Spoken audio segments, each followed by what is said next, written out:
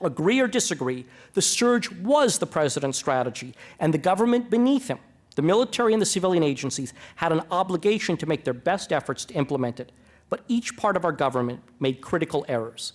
The Pentagon sent too many troops to the wrong places. Instead of dispatching the majority of those 17,000 initial troops to Kandahar, this country's second largest city, the spiritual capital for the Taliban, the city which, if it had fallen to the Taliban, they would have had a springboard to take over the rest of the country, as they did back in the mid-1990s.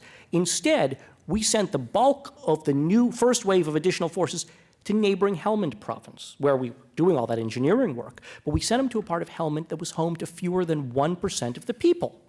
Why, you might ask? Tribal rivalries. Not in Afghanistan, but in the Pentagon. The US Marine Corps, which comprised that force, didn't want to work side by side with the US and Canadian armies. They needed their own patch of the sandbox, so to speak, where they could bring in their own helicopters and their own logistics convoys. And so we gave them a part of the desert where comparatively few people live.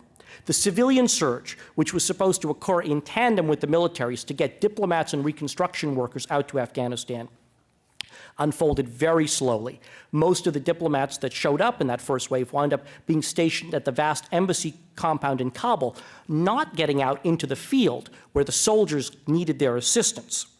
Although there were lots of Afghans in Kabul even to collaborate with, most of those staffers were required to stay on the well-fortified embassy compound. From the outset, the surge was bedeviled by a lack of initiative and creativity back in Washington.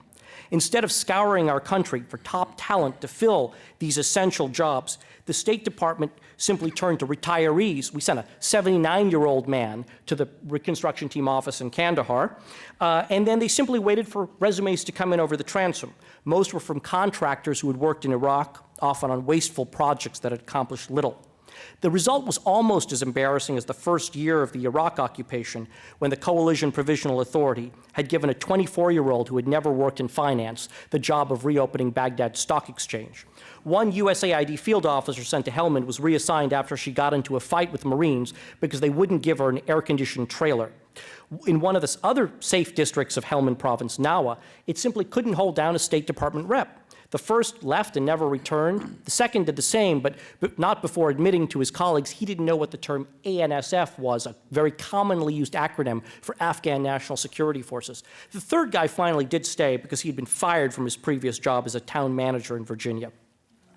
USAID poured too much money into the country. Afghanistan had been starved of reconstruction assistance during the Bush administration, but Obama's response was to flood the country with dollars, far more than Afghanistan could reasonably absorb. In 2010, we tried to spend $4 billion on development projects in Afghanistan. In one district of Helmand, that equated to more per person than the annual per capita income.